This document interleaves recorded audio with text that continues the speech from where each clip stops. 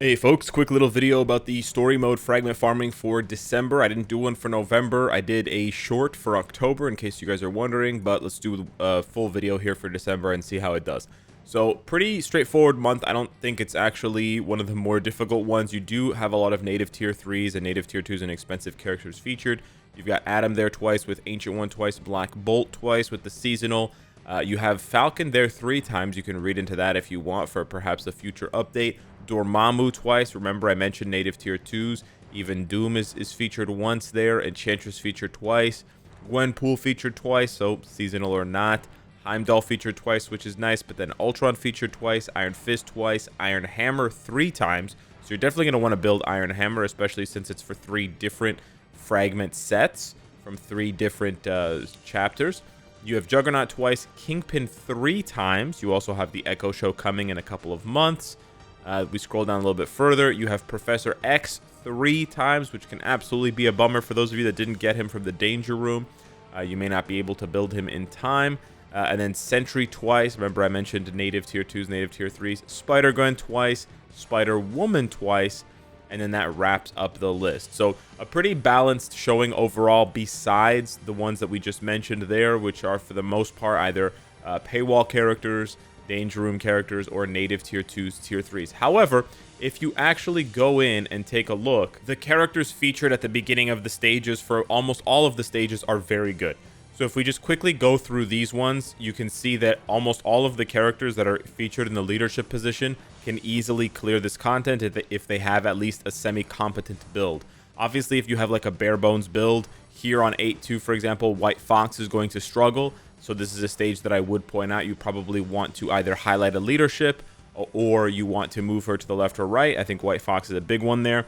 But basically, there's nothing in True Shield that is bad there. Chavez is good. Man-Thing, Sabretooth are all fine.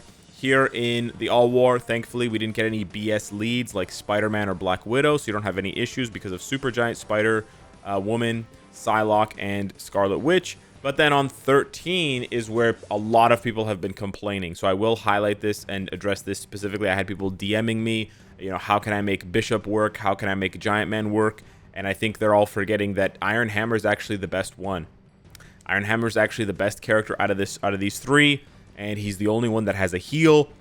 So yeah, you should just build up Iron Hammer, give him a lightning damage mini rage proc or a lightning damage proc obelisk, something like that. My Iron Hammer actually has a judgment, but that's from a YouTube video. I'm not telling you to give him a judgment. And then maybe give him some energy attack Urus and some, if we take a look here, some HP Urus. So this is what my build looks like more or less. And yeah, it's what gets me through the stage, and he actually does get through the stage. Now it can be more difficult for you depending on your build. But yeah, he is the best option there. Certainly much better than Bishop. Certainly much better than Giant Man. 13-2 is also an issue because of Red Skull. My Red Skull nearly died multiple times. I watched this autoplay go through, and I nearly lost it. Nearly had to take control. So I would not recommend. If my Red Skull with 100% increased max HP, with 50% increase or 60% increased defense, if you take a look at his base stats, they're very, very high, right? It's over 75,000 HP, over 50,000 attack, and he's barely managing it. Now, he doesn't have... Well, okay.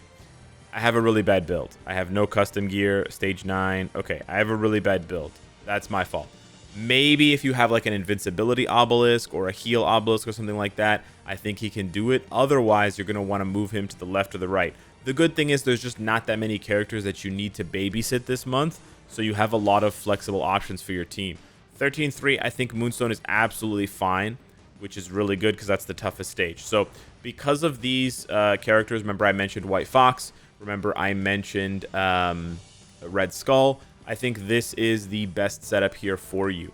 So you put Iron Fist to the side for a different stage to force another leader. You put Red Skull to the side here to force Jane Foster to be leader. I think Jane Foster is an overall much better character than Red Skull. Got a rework much more recently.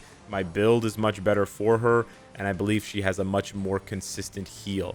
Well, it's still just a 15% heal, but yeah, I think she's much more consistent. So I think that works. And then for Doctor Strange in the leadership position, I just put him there for 8-2 so that he forces White Fox out of the leadership position. So You don't necessarily have to put Doctor Strange there. You could put Spider Woman, or you could take Iron Fist out and put White Fox on the left or the right, and that way it would force Spider Woman or Doctor Strange, whoever you have, to be the lead. But yeah, I wanted to cover Iron Fist because he's also used on 13-2 here, and in case you don't have Jane, it would force him into the lead, and he's going to have probably the same issues as Red Skull as far as, you know, the difficulty to clear. But yeah, otherwise, I think this is the best team, or more or less the best team. It's very straightforward this month because, like I said, there's just not that many bad stages, not that many bad characters like Ulick, Caecilius, Clea, whatever, being forced into leaderships. So you just have to babysit a couple of characters, and then that leaves you with some flexibility depending on who you need and depending on who you have. So hopefully this video is helpful. In general, these videos don't do well. So if you like these kinds of videos, please watch them, because then I'll continue making them. But usually I you know, use the audience's feedback to judge whether a video is worth making or not, and usually these get very low views, and so that's why I don't really make them anymore. I still update the mega guide, so you'll still have this information every month. This is not going to stop being updated, but just going and making the video is something that I'm still debating whether or not to do. So yeah, hit me up in the comments down below. Thank you so much for watching the video, and I'll see you in the next one. Take care.